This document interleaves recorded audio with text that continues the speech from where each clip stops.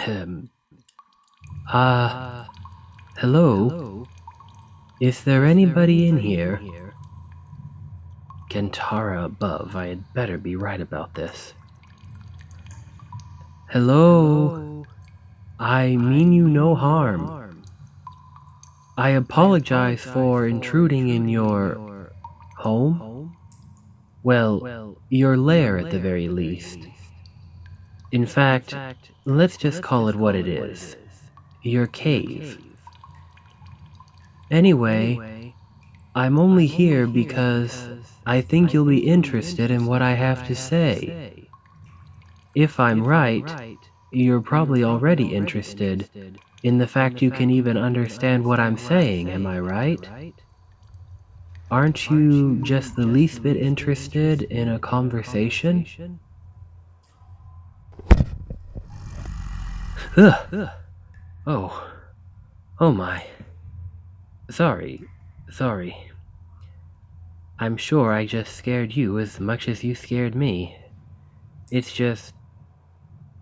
Well, I hope you don't take this the wrong way, but you look awfully frightening.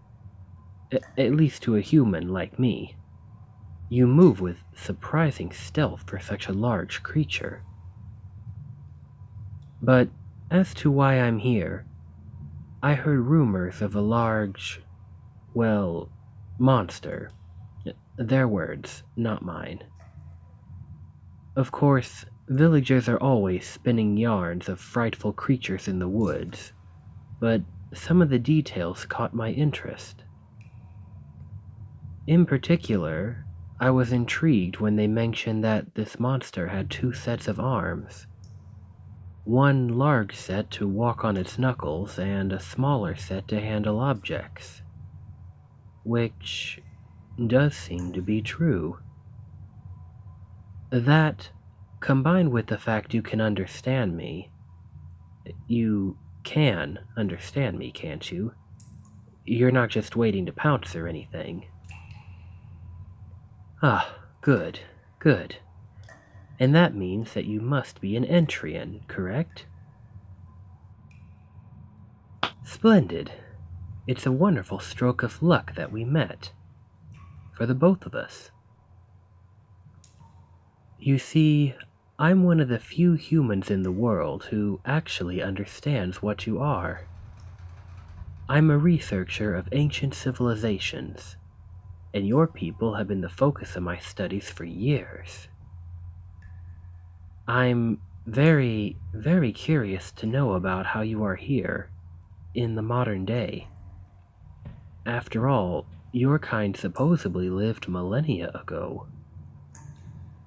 And I'm sure you're in need of help, aren't you? A cave is no place for someone like you.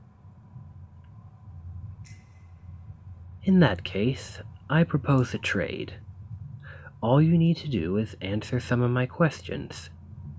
Do this, and I will return here with an escort to take you someplace safe, where you won't be hunted as a monster. How does that sound? Your dialect is quite different from mine. I suppose the fact we can understand each other at all is a miracle. No matter, we'll make do. Now, for starters, what is your name? Lovely. I can't tell you what a pleasure it is to meet you. My name is Professor Morgand. Let me see, what was that traditional greeting again? Ah, yes. May the trees ever grow towards your light. Oh, really? Well, that's certainly interesting. So that greeting is only meant for royalty then? I never made that connection. You'll have to forgive me. Most of the writings we've uncovered of your people have been epic tales of your great rulers, so I know little of ordinary day-to-day mannerisms. I hope I don't come across as stuffy to you. Now, my first question would be this. How are there still Entrians after all this time? Your civilization disappeared long ago. In fact, perhaps the better question would be, what happened to your people? The deep frost. I always thought that was a religious prophecy about the end of the world. Are you suggesting that this was a real actual event? Interesting. Well, I suppose it stands to reason. Your species appears to be amphibious in nature, and thus cold-blooded. So, the deep frost was a change in your world's climate then. My word, this is incredible. 5 minutes with you and I've learned more than a dozen archaeological expeditions could have uncovered. But still, that doesn't explain why you're here. Did the Entrians survive? Do populations of your people still exist? I'm sorry. Have I upset you in some way? Oh. Oh yes, of course. How could I be so insensitive? We're talking about the fate of your entire race, and here I am treating it like just a history lecture. Please, if you need some time to compose yourself, by all means take it. If I recall, in times of distress, your people would offer a prayer to the twin gods. If you would like to lead the prayer, I would be honored to kneel next to you in solidarity. Me? Oh, well, I think I do know one of your people's prayers. If you're certain you want me to, then... Very well. For soil and water, for branch and root, for day and night, we give thanks. There must be duality in all things, and so too we give thanks for both joy and sorrow, for ease and strife, for life and death. May the hope for one give strength to bear the other. Did I say it right? I must confess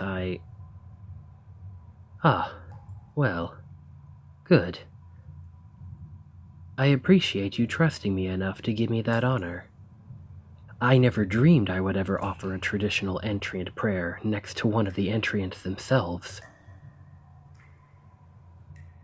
And of course, I truly hope that this offered you some peace. I can't imagine what you must have gone through recently. Oh. Well, if you're certain, then I would be eager to hear your story.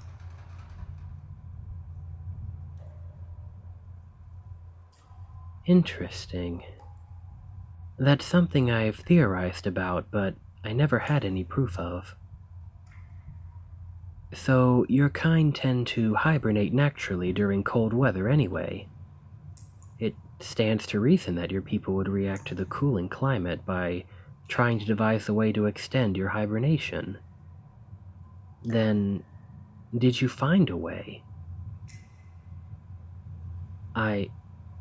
You don't actually mean... Oh. And to think this whole time we all thought... That's absolutely fascinating. I know exactly what you're referring to. Towards the tail end of your civilization's history, tales of massive sleeping cities were popping up all over the place. Most researchers, including myself, assumed that they were meant to be great crypts for burying the dead. But you're saying that they were actually built to protect your bodies during this long sleep. That explains quite a bit.